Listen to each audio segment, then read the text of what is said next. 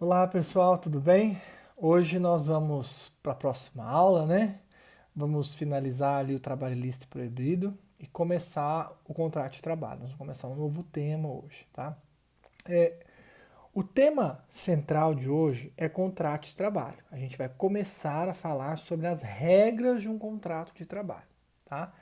Então a gente vai analisar as regras, as principais regras do contrato de trabalho, especialmente as formas e os tipos de prazo determinado que tem na CLT. É um tema um pouco extenso, então provavelmente hoje eu vou ficar na introdução, no trabalho lícito e proibido na introdução, e nas próximas aulas a gente vai avançando até finalizar o contrato de trabalho, tá bom? Aí depois a gente vai para a transferência, né? E aí a gente vê onde a gente parou e dá prosseguimento, tá bom? Bom, o contrato de trabalho, ele está regulamentado na CLT, eu coloquei slides para vocês acompanharem, tá?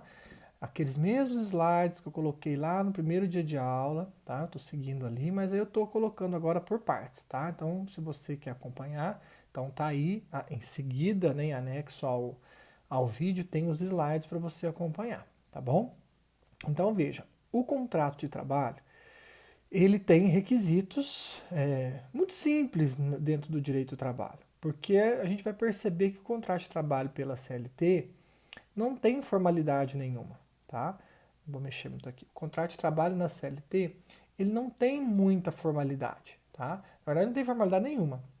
Então, antes da gente entrar na CLT e analisar a parte introdutória, os requisitos do contrato de trabalho, né, as características, melhor dizendo, né, eu só queria falar do trabalho lícito e proibido, mas eu quero deixar claro que o trabalho lícito e proibido, ele também tem a ver totalmente com o contrato de trabalho. Ele está diretamente ligado ao tema contrato de trabalho.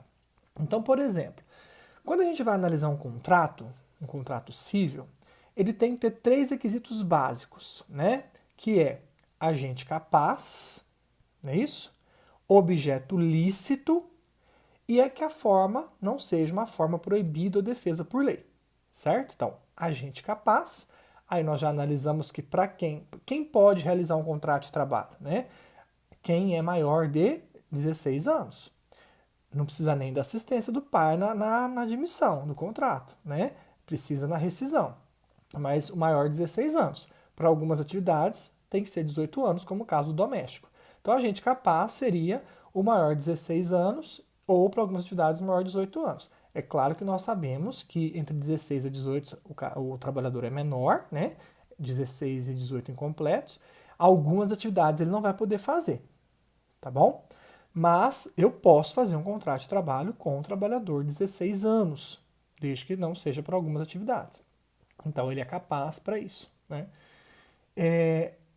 Forma, defesa em lei. Não, nós não temos forma. O nosso contrato ele pode ser verbal, né? Pode ser até tácito, nós vamos ver isso. Então não tem informalidade. A regra é a informalidade. É difícil, grandes empresas que fazem um contrato escrito, que é o ideal, né? Um contrato de trabalho escrito, com as regras certinho, mas em regra, as pessoas anotam na carteira e acham que aquilo é um contrato. Não é, tá? Não é. Mas a gente sabe que o contrato, as regras, na maioria dos casos, principalmente casos relacionados a trabalhadores de microempresas, né, empregadores individuais, né, empregador doméstico, é tudo boca a boca, né? Então não tem informalidade, tá? Agora, e o objeto? O objeto tem que ser lícito. É em relação ao objeto que a gente vai discutir o trabalho ilícito e proibido, que é o finalzinho do slide que a gente estava estudando sobre o empregador, né? Ou seja, eu preciso que o objeto do contrato de trabalho seja um objeto lícito, para que esse contrato tenha validade, para que esse contrato possa ser discutido, para que esse contrato possa ser exequível, exigido, né? Então eu preciso disso. Agente capaz, nós já vimos a questão da idade, né? A formalidade a gente viu que é praticamente inexistente, né? E nos restou analisar um pouco com um pouco mais de cuidado o objeto lícito. Eu coloquei para vocês trabalho ilícito e proibido. Trabalho ilícito ocorre quando o objeto da prestação de serviço, o objeto, aquilo que a pessoa faz, é uma contravenção ou um crime. O que ela desenvolve é para auxiliar o seu patrão numa atividade de contravenção de crime. Aquilo que ela está fazendo é crime, uma contravenção penal. O trabalho proibido, o objeto, aquilo que a pessoa está desenvolvendo, a atividade dela é lícita, mas por algum motivo o legislador proibiu. A gente vai analisar algumas hipóteses de proibição. O que significa isso?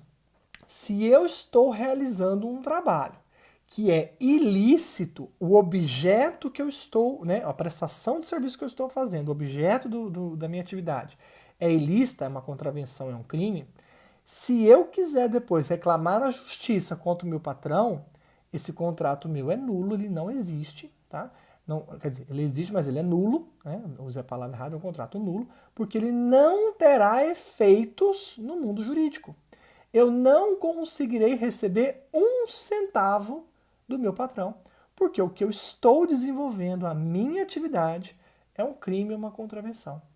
Agora, se eu estou desenvolvendo uma atividade lícita, o que eu faço é lícito, mas por algum motivo a lei me proíbe, esse contrato é válido. Então eu vou poder exercer os meus direitos na justiça. E aí ele gera efeito. Então o contrato com objeto ilícito ou trabalho ilícito não tem efeitos jurídicos. Já o trabalho proibido tem efeitos jurídicos. Né? E aí eu coloquei para vocês aqui nos slides a gente analisar algumas coisas. Né? Coloquei assim, ó, trabalho ilícito, objeto contrato, normalmente é uma contravenção penal ou uma atividade criminosa. Dessa forma, o judiciário jamais vai reconhecer os efeitos desse contrato, porque ele é um contrato nulo. Tá? Não tem validade. Exemplo, o jogo do bicho. Né? O apontador do jogo do bicho. O apontador do jogo do bicho é engraçado, né? O TST tem uma OJ, que é a sua OJ 199, que eu coloquei para vocês aí, o TST diz que é nulo. Então, se a causa chegar até o TST não vai reconhecer o vínculo, qualquer direito do apontador do jogo do bicho com a banca, com o bicheiro. Mas nós temos decisões de juízes de primeiro grau e até de TRT reconhecendo. Com uma das justificativas é de que é um absurdo, né, o Estado brasileiro não fiscalizar o jogo do bicho, isso é uma coisa que existe, né? O Estado tapar os olhos em relação à fiscalização, as coisas acontecem, todo mundo que sabe quem é o bicheiro, né? Todo mundo sabe onde está a banca do bicho e ninguém vai lá, ninguém atua, ninguém autua, ninguém fecha, ninguém faz nada. E é um absurdo, porque sabe o que acontece no seu trabalho, pessoal? Quando você advoga para um bicheiro, né, e ele está sofrendo uma ação trabalhista, então normalmente quem faz a defesa dele? O advogado criminal dele ou o escritório da advocacia criminal dele. Né? Então o que acontece? É colocado para o bicheiro, olha, é o seguinte, se nós falarmos que você é bicheiro, que é um jogo do bicho, você pode ter problema criminal, que é uma contravenção. Mas a gente te isenta da trabalhista. O que eles falam? Então pode falar que eu sou o jogo do bicho mesmo, eu reconheço, porque eu me livro da criminal. Entendeu? A contravenção não vai me dar nada.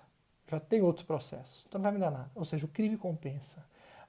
Na hora que a gente estuda isso aqui, esse tema, a gente tem certeza que o crime no Brasil compensa.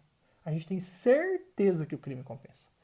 Porque veja, como que pode um apontador do jogo do bicho entrar na justiça, porque o que ele está fazendo é ilícito, é uma contravenção, ele está apontando um jogo do bicho.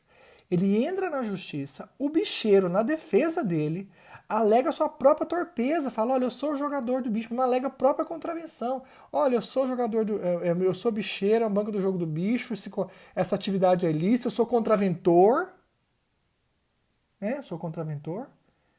Não tenho que pagar porque o OJ 199 diz que o contrato é nulo. Imagina você como juiz, você vendo aquilo, que você vai oficiar a Polícia Federal, não vai poder fazer nada e ninguém vai fazer nada. Você vai oficiar os órgãos. Polícia Federal não, né? Vai ser órgão da estadual mesmo. Você vai oficiar os órgãos competentes para apurar isso. E a sua frustração de falar, houve uma relação de trabalho, o cara não vai ganhar nada, né? Pelo contrário, vai depois ter um problema sério. E o dono da banca do bicho saiu ileso. ileso da história. E vai continuar fazendo isso. E você é o juiz, você é o Estado naquele momento. Então, muitos juízes, inconformados com essa situação, acabam contrariando a SOJ, reconhecem o vínculo, tá? E manda pagar todos os direitos ao contador do jogo do bicho. E teve um estado, eu não me lembro se foi na Bahia ou se foi no Rio de Janeiro, isso foi em 2010, 2012, um juiz condenou uma ação bem desse jeito. O cara falou, eu sou bicheiro, contraventor, contrato é nulo, né? O juiz reconheceu o vínculo, ele recorreu com base na SOJ para o TRT manteve a decisão do juiz, não reformou, e ele recorreu ao TST alegando violação de OJ. Mas como o valor da causa era muito pequeno, era rito sumaríssimo não cabe revista de violação de OJ, só de súmula, né? Ou Constituição Federal ou súmula vinculante. Aí ele perdeu revista, transitou em julgado, porque o revista não pôde ser conhecido, e houve uma decisão transitada em julgado reconhecendo, né? Mas isso tinha que ser modificado na mente do brasileiro. Veja que ponto nós chegamos, né? E aqui a exploração sexual é a mesma coisa, gente. Eu já tive casos de clientes de escritório que eu trabalhei bem no começo da advocacia, né? E eles, assim, pessoas que sem noção mesmo, né? As meninas, né, garotas de programa dos locais, né? Então tem lá um local, uma boate, que se diz boate, que tem as garotas de programa, né? O pessoal fala puteiro, não usa essa palavra, a gente usa uma palavra chamada lupanar. Lupanar é uma palavra antiga do direito romano, que eram aquelas casas de banho, saunas, né? Onde tinham esses encontros sexuais. Então, lupanar, né? Então, lupanar é um local onde se desenvolve um prostíbulo. E as moças muitas vezes entram na justiça, alegando que são dançarinas da casa de show, né? Porque na hora de montar a empresa, o cara reconhece como casa de show, tá? Ele não vai colocar lá prostíbulo. Mesmo porque a profissão de prostituta, garoto de programa, está no Código Brasileiro de Ocupação. Então, se você quiser lá, o Brasil reconhece que existe a profissão de prostitutas, garotos de programas e tudo mais, tá?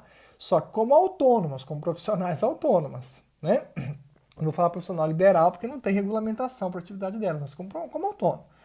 Não explorada sexualmente. O problema é que é a exploração sexual. Ou seja, se a prostituta, até coloco ali para vocês no primeiro slide, se a prostituta está na rua e alguém vai lá e contrata o serviço dela e não paga, ela tem o direito de cobrar isso na justiça. Há quem diga que não, porque viola os bons costumes, né? Eu acho que não tem nada a ver isso. Porque é uma profissão a mais antiga do mundo, né?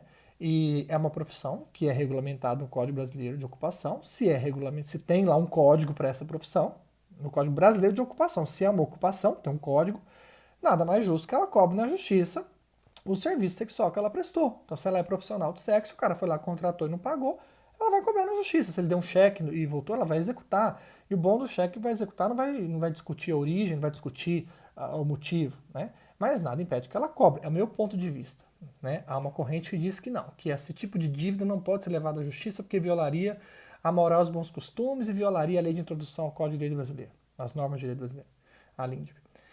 Então tem essa discussão aí. Mas se ela está num local, uma casa de show, onde ela está sendo explorada sexualmente, aí ela não consegue vínculo nenhum com essa casa de show. Porque a casa de show vai falar, então, olha a situação. Parece engraçado, mas é sério. Eu tive um cliente que ele tinha essas casas de show, né? Ele tinha dono de zona. Zona a gente chama lupanar, tá? Lupanar. E aí um dia uma garota processou, né?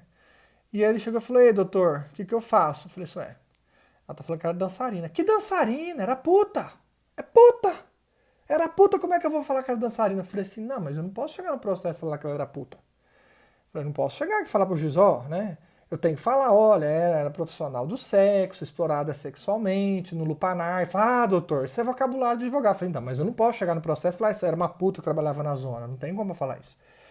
Eu falei, o que eu quero saber é o seguinte, você explorava sexualmente? Como assim? Eu falei, você ganhava alguma coisa pelos programas que ela fazia? Claro, claro. Aí ele me contou uma parte da situação, né, pra gente poder fazer a defesa.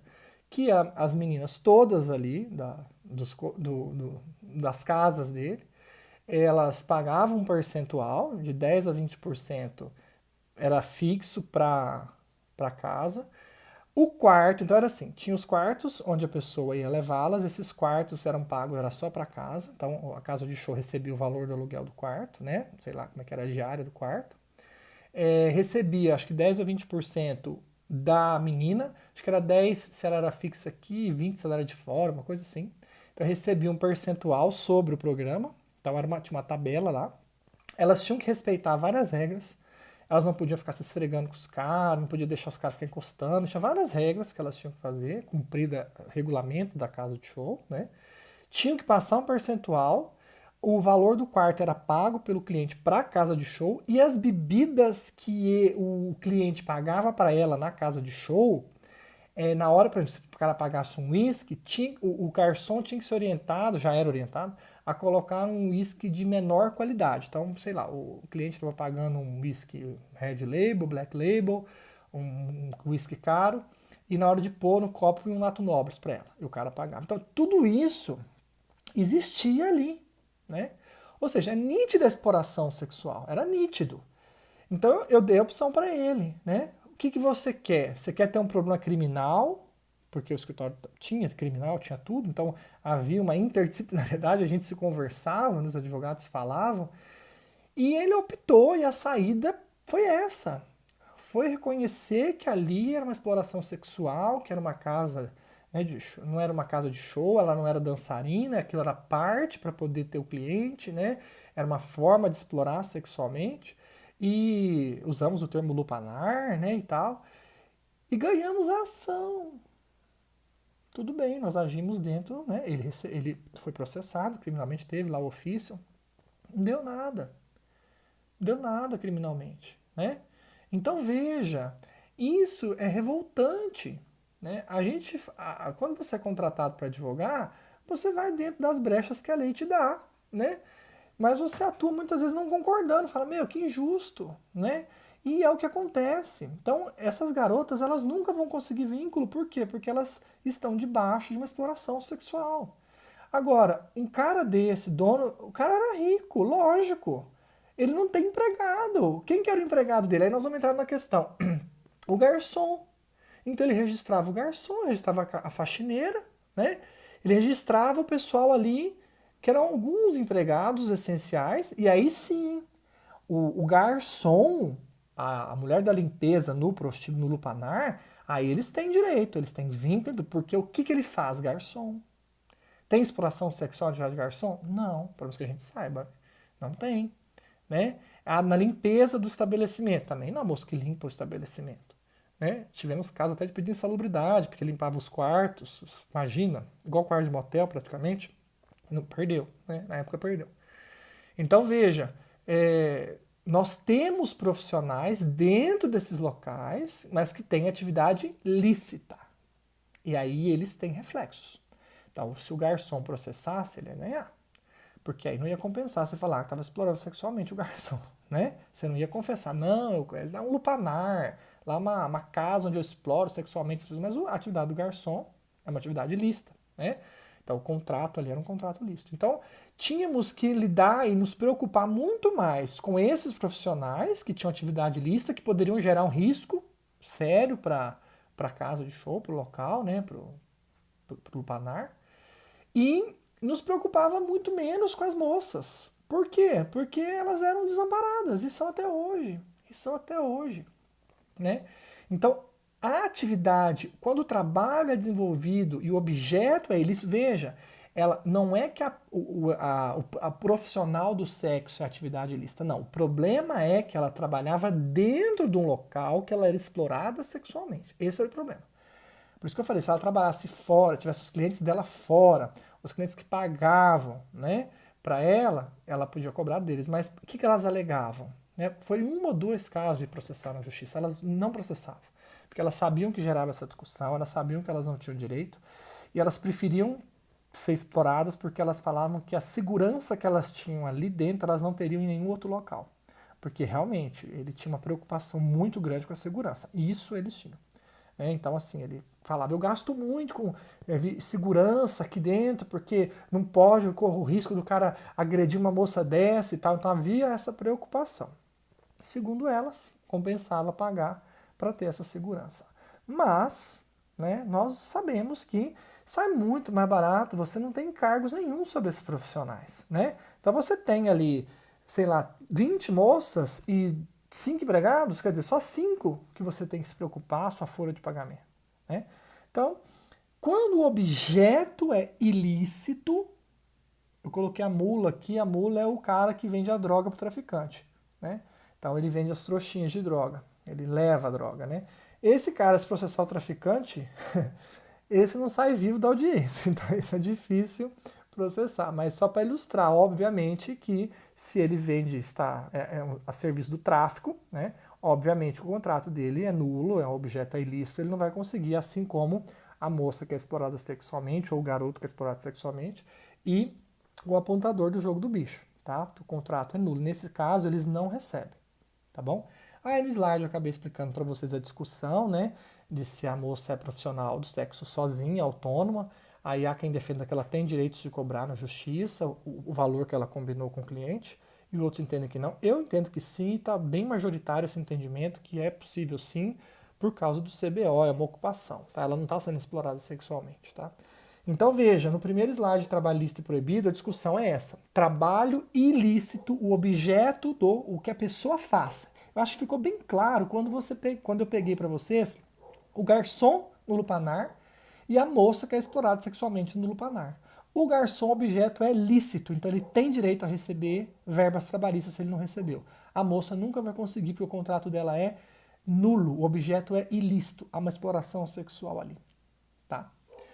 Bom, depois no próximo slide eu falo o trabalho proibido é mais para proteger o trabalhador, tá? É mais para proteção do trabalhador. Então, por exemplo, eu coloquei o objeto é lícito, como a gente colocou no começo, mas a proibição legal ocorre com o intuito de proteger o trabalhador. Exemplos clássicos. Menor como doméstico, né? O menor não pode trabalhar como doméstico. O menor não pode trabalhar atividade insalubre ou perigosa. O menor não pode trabalhar à noite. A mulher não pode trabalhar carregando mais de 20 quilos, mais de 20 quilos continuamente ou mais de 25 de forma descontínua, né? Que é o artigo 390. Ou seja, se ela carregar todo dia 25 quilos, já não dá. Até, no máximo 20 quilos para trabalhos contínuos e no máximo 25 para trabalhos descontínuos. Se ela carregar mais que isso, imagina uma mulher carregando 60 quilos de saco de batata. Eu não posso nem contratar a mulher se for para carregar saco de batata, porque ela não pode carregar 60 quilos. Mas imagina que ela carregue. Veja, o trabalho é proibido, mas carregar saco de batata de 60 quilos é ilícito? Não. Trabalhar à noite é ilícito? Não. Trabalhar numa casa como doméstica é ilícito? Não. Trabalhar numa atividade insalubre perigosa é ilícito? Não. Então o legislador diz, ó, é proibido porque você não pode, pela condição fisiológica, enfim. Mas se você trabalhar, você vai ter direito a receber. Porque o Estado não tem condições de te devolver o que você gastou com a sua força de trabalho. Então, se o menor trabalhar à noite, né, mesmo ele não podendo, ele vai ter direito adicional noturno. Se ele trabalhar em atividade perigosa e insalubre, ele vai ter direito adicional de insalubridade ou periculosidade. Se a mulher trabalhar numa atividade que carregue maior peso e tiver algum problema, alguma coisa, ela vai ter que ser ressarcida, indenizada. Né? Às vezes está dando moral. Então eles vão ter direitos. Aqui também eu coloco que cai muito nas provas o policial militar. O policial militar, ele tem uma proibição no regimento, no estatuto dele, de que ele não pode ter vínculo de emprego com nenhuma empresa. Ele tem que ser exclusivo da corporação.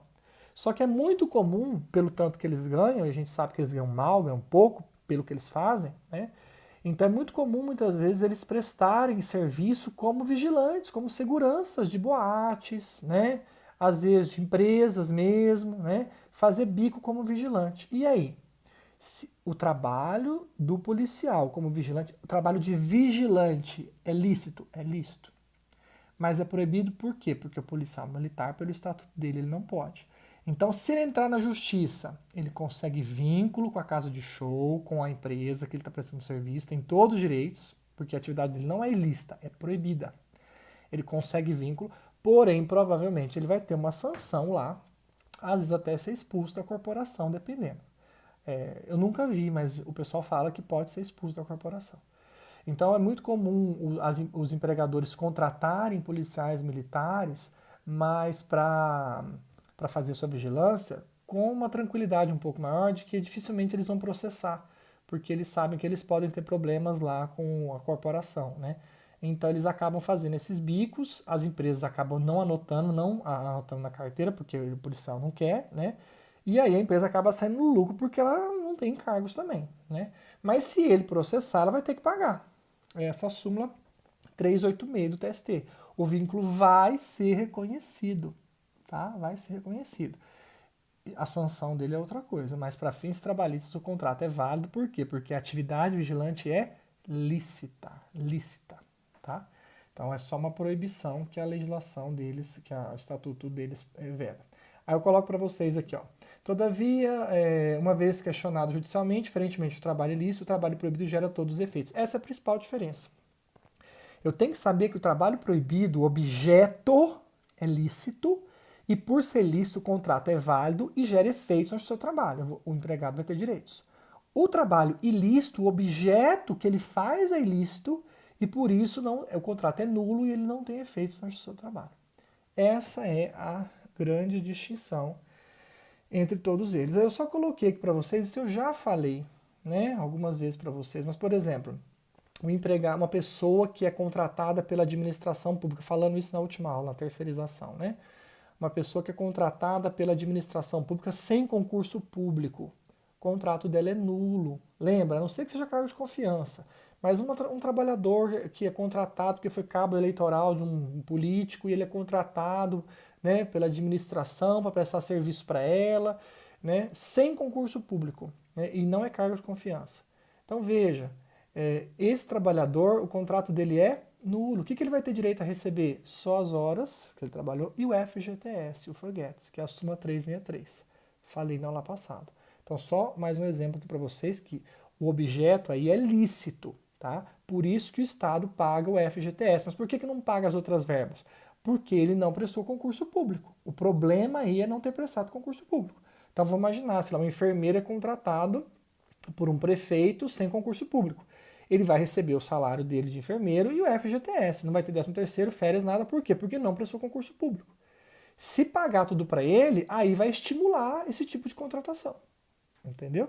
E o Estado, nós que vamos acabar pagando esse pato. Tá? Então, por isso que há essa proibição. Então, aqui há efeitos, apesar do contrato ser nulo, tem dois efeitos, que é o pagamento de salário e o FGTS. No contrato nulo do objeto ilícito, do apontador do jogo do bicho, da exploração sexual, da mula, do traficante, não recebe nada, não tem direito a nada. Aqui ainda, como o objeto é lícito, mas o contrato é nulo diante da administração, né, porque não tem concurso, aí o TST entende que deve ser pago os salários, né, os dias que ele trabalhou, as horas trabalhadas, e o FGTS. Tá?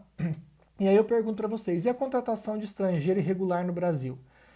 Aí o exemplo, uma empresa de confecção contrata de forma análoga ao de escravos bolivianos irregulares no Brasil. É trabalho lícito ou proibido?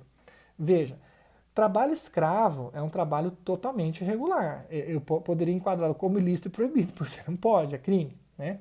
Mas a questão do escravo, da análoga condição de escravo, no caso aqui, quando a gente quer dizer assim, se um estrangeiro está no Brasil, né, e está trabalhando irregularmente, tá? Lembra que estrangeiro com visto de turista, ele não pode nem ser trabalhador temporário, lembra disso? Não pode.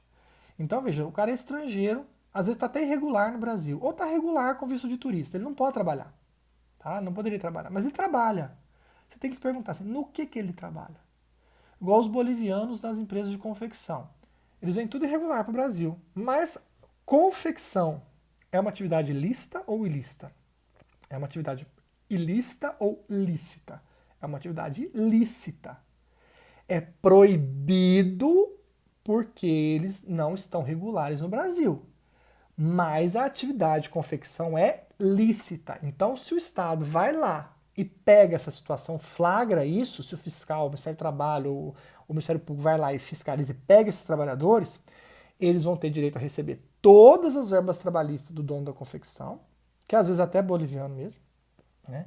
vai ter direito a receber todas as verbas trabalhistas e vão ser deportados, porque eles estão irregulares. Né? Mas eles vão ter direito a receber tudo. Por quê? Porque a atividade é lícita.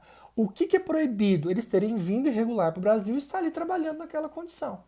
Né? Então, veja, lembra que trabalho escravo, condição escrava, o cara pode perder até a propriedade. Lembra? Ser expropriado, que é na prova de vocês. Então, cuidado. Quando a gente fala de estrangeiro no Brasil, se o estrangeiro não está regular ou só tem visto de turista, ele não pode trabalhar. Se ele trabalhar, esse trabalho é proibido. Se a atividade que ele está fazendo for lícita. É trabalho proibido, por quê? Porque ele vai conseguir reclamar os direitos trabalhistas dele, vai ser deportado, mas vai conseguir receber os direitos trabalhistas dele porque a atividade é lícita. Né? Agora, se ele já está aqui irregular, ou com visto de turista, ainda está fazendo lambança, veio para trabalhar no jogo do bicho, no tráfico de drogas, aí, além dele ser deportado, ele não vai receber nada, porque aí a atividade que ele está desenvolvendo é ilícita. Se for ilícita, o objeto ilícito não tem. Contrato nulo não tem efeito nenhum. Tá? Então, isso, antes de a gente entrar no contrato de trabalho, é importante a gente ver que se o contrato tiver vício no objeto, ele é nulo e já não vai gerar efeito. Tá bom? Então, acho que isso aí a gente encerra os slides que eu coloquei como empregador, né? Sobre trabalho ilícito e proibido. Deixa eu só achar aqui. Aí nós vamos começar um outro grupo de slides, um outro tema, que é o contrato de trabalho. Né? E aí eu vou comentar com vocês, principalmente esse primeiro slide aqui. Tá? O contrato de trabalho está previsto na CLT, no artigo 442 e seguintes. Então nós vamos estudar esse bloco de artigos. Tá? Eu acho que vai do 442, que a gente vai ver, até o 453, mais ou menos, ali nós vamos ver. Tá? Até o 452, 453. Tá bom? Então aqui eu coloco para vocês assim, artigo 442 e seguintes. É um capítulo que fala de contrato de trabalho. O que a CLT fala de contrato de trabalho? Que o contrato de trabalho é um acordo tácito ou expresso. Tácito por quê, gente? Pode ser que a pessoa comece a trabalhar sem, né? Vou dar exemplo para vocês. Então, só vou terminar de ler aqui e vou dar exemplo para vocês. Contrato de trabalho é um acordo tácito ou expresso correspondente à relação de emprego. Então, é só para lembrar o seguinte, quando eu falo contrato de trabalho, é relacionado a uma relação empregatícia. Não existe contrato de trabalho que não seja de vínculo de emprego. Mas, professor, não deveria se chamar contrato de emprego? O nome não está melhor. Né? Contrato de trabalho é muito abrangente, então é muito criticada essa denominação. Deveria ser contrato de emprego. Mas não é. Então, quando a gente fala contrato de trabalho, a gente está querendo dizer que contrato de trabalho corresponde à relação empregatícia. Eu estou diante de uma questão que discute com relação de emprego.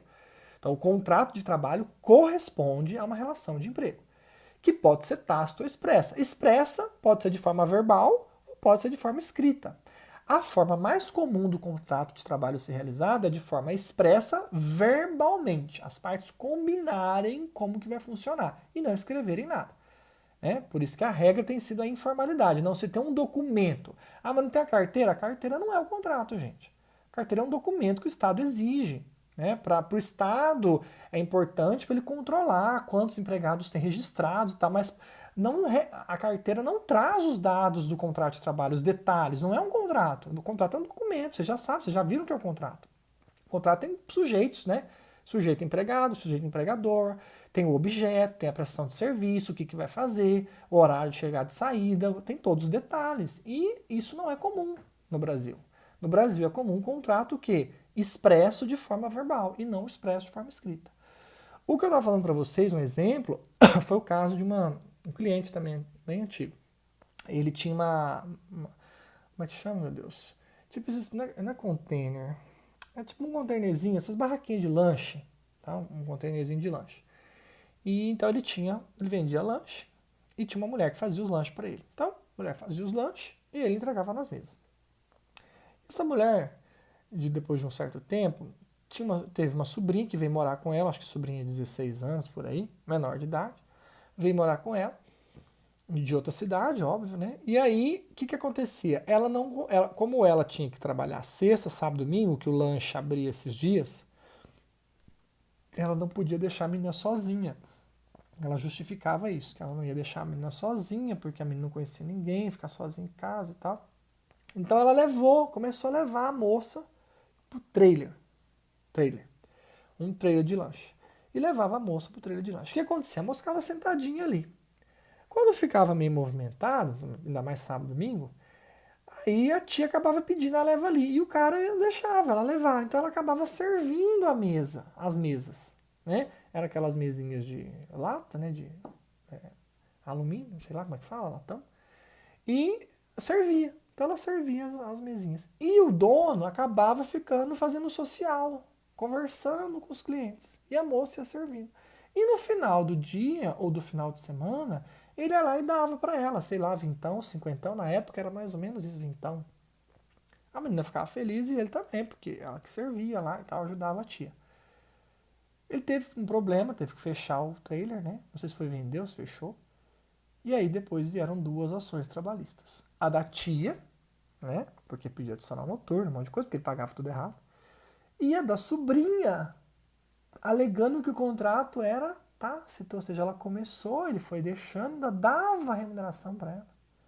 Então, quer dizer, contrato de trabalho, gente, é algo que pode ser até tácito, porque o que o Estado quer é que as partes realizem esse tipo de contratação, né? Mas para que o empregador não tenha problema, a gente, como advogado, sempre aconselha que o contrato de trabalho seja feito de forma escrita, além da anotação na carteira, que é uma exigência do Estado. Mas a anotação não é o contrato, tá? Então, o que é contrato de trabalho? É um acordo tácito ou expresso. Expresso pode ser verbal por escrito, né? Pode ser feito por prazo determinado ou indeterminado. A gente vai estudar as hipóteses de prazo determinado. Correspondente à relação de emprego. Correspondente à relação de emprego. Então, quando eu falo em contrato de trabalho, eu estou diante de uma relação empregatícia. Tá? Prevalece na doutrina que a natureza jurídica é contratual, negócio jurídico. Né? Que o contrato de trabalho tem natureza de negócio jurídico. Por quê? Porque, em tese, a CLT permite que as partes negociem as cláusulas do contrato. Algumas cláusulas a gente sabe que a CLT protege, o empregador não pode, os direitos mínimos, né? Ele não pode retirar, né?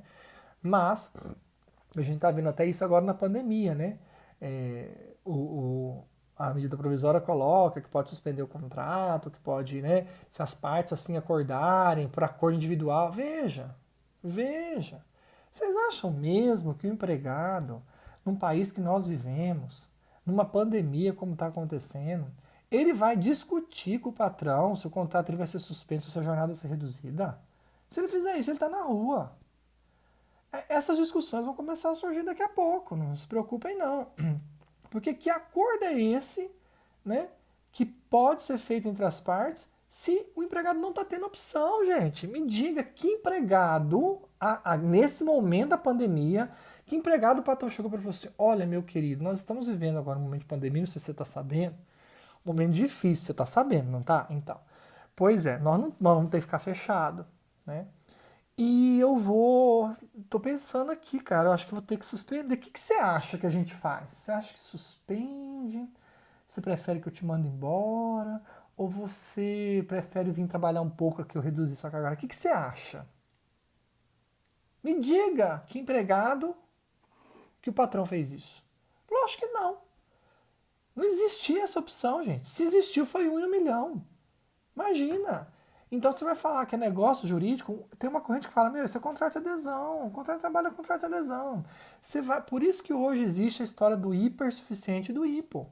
O hipersuficiente ainda consegue negociar, porque o cara é um cara de alto escalão, um cara que ganha bem. Agora o hipossuficiente, a gente falar que o contrato de trabalho é um contrato, é um negócio jurídico onde as partes podem negociar, onde há liberdade de negociação para um trabalhador hipossuficiente que ganha até 2 salários mínimos, desculpa, mas é fora da realidade, né? Então a gente sabe que não é, tá? Mas a doutrina majoritária entende que se é possível uma negociação que seja, tem que ser a natureza de negócio jurídico. Porque se fosse adesão, jamais poderiam negociar qualquer cláusula nesse contrato, né? Então existe essa discussão. E as características, né, básicas? É o que a gente já basicamente viu nos requisitos do vínculo. Né? Aí eu coloquei para vocês aqui, ó, o contrato de trabalho tem que ser oneroso, então tem que ter a remuneração, né? Senão eu vou estar diante de um voluntário, eu não tenho uma relação de emprego, não tenho um contrato de trabalho, então tem que haver remuneração, onerosidade, né? Intuito persona é personalíssimo, então presume-se que o trabalhador não pode se fazer substituir, porque contrata-se a pessoa dele, né? É bilateral, gera direitos e obrigações, né, para ambas as partes. Sinalagmático, tem reciprocidade, ambos têm direitos e deveres, né, isso sim, né, gera direitos e obrigações, ambos têm direitos e deveres. É comutativo, tem a ideia de que o empregado ganha aquilo que ele merece, mais ou menos, né, em torno do que ele presta de serviço. Né, a gente sabe que esse comutativo quer ganhar aquilo pelo que ele faz, né, discute-se bastante se o valor é justo ou não. A gente sabe que no Brasil não é muito justo. O brasileiro tem uma perda salarial muito grande com a inflação, com um monte de coisa, que isso não vai, né, sendo recomposta. Enfim, há uma perda grande, né, de poder de compra. Nós temos uma perda muito grande. De trato sucessivo, sim, trabalhou, recebe salário. Trato sucessivo, né? Todo mês você trabalha para receber o seu salário. Então, trabalhou, recebe. Trabalhou, recebe. Então, trato sucessivo. E de atividade, você faz alguma coisa para receber, você não fica lá parado. Apesar que agora, né, na pandemia, a gente pode falar, mas é de atividade, eu estou aqui em casa parado, meu contrato está suspenso, né? Mas tá bom, se está suspenso o contrato, você não foi mandado embora, né? Então, veja, e tem como regra a informalidade. Informalidade é o documento que eu quero dizer. Tem como regra a informalidade no sentido de que não tem regra, em regra não tem contrato escrito. Em regra, o contrato é feito verbalmente, né, entre as partes. Então, informalidade nesse sentido, tá? Porque quando eu tenho o registro na carteira, não quer dizer que eu tenho um contrato de trabalho.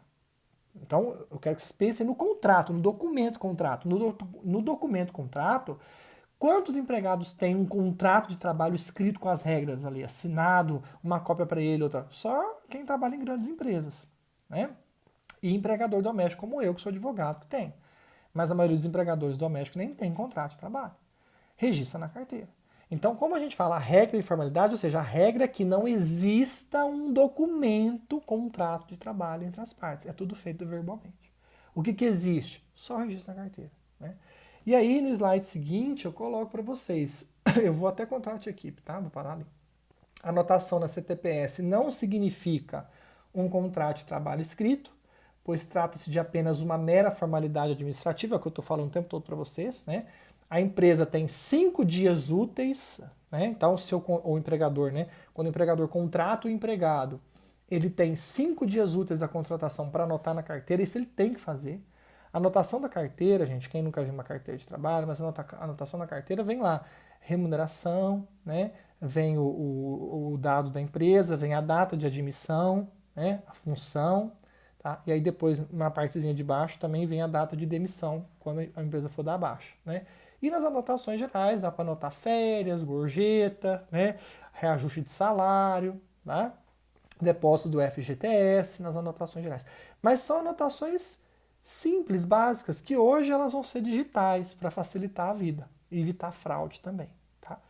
O bom de digitalizar tudo evita bastante fraude, né? Pelo menos por hora.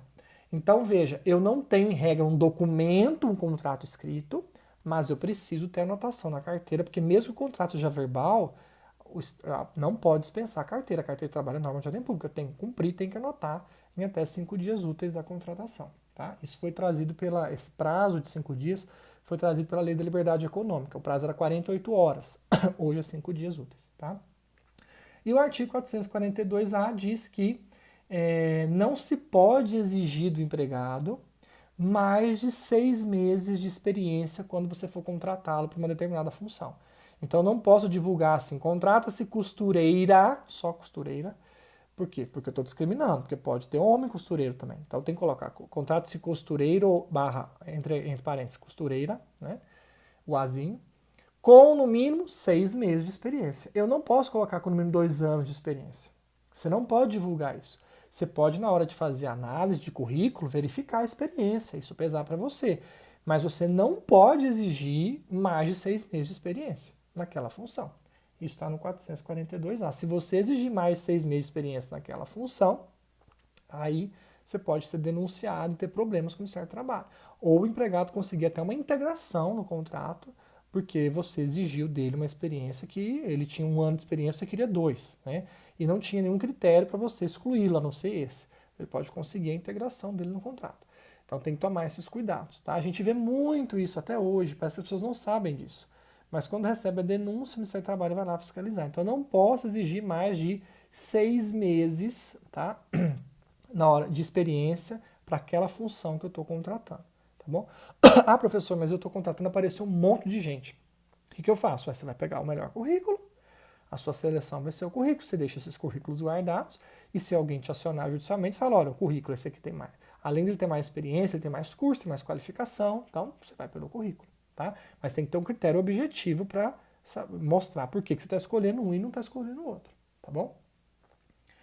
Eu vou parar aqui. Não, vou falar do contrato de equipe. O contrato de equipe é muito simples, tá? Contrato de equipe é o contrato pluro. Ocorre quando um empregador vai contratar várias pessoas. Uma banda, por exemplo, né? Então vamos imaginar que eu tenho um cruzeiro, tenho um navio cruzeiro, eu quero contratar uma banda. Hoje, esse contrato é muito raro. Por quê? Porque a banda que eu vou contratar hoje já tem PJ, ela já é uma pessoa jurídica, então eu vou contratar com a pessoa jurídica da banda, né? Se ela tem os músicos como empregados, o problema é dela, mas eu vou contratar com a pessoa jurídica. Dificilmente um navio, cruzeiro, alguma coisa, vai contratar, fazer um contrato desse, ela vai procurar bandas que tenham pessoa jurídica, né? Ou que exista um empresário que tem uma banda e ele já tem os empregados dele, os músicos, o navio vai contratar com esse empresário, entre pessoas jurídicas. Normalmente é assim. Mas, hipoteticamente, eu posso contratar uma banda que não tenha pessoa jurídica. Tem lá o guitarrista, o vocalista, o baixista, o tecladista. E aí eu vou contratar a equipe.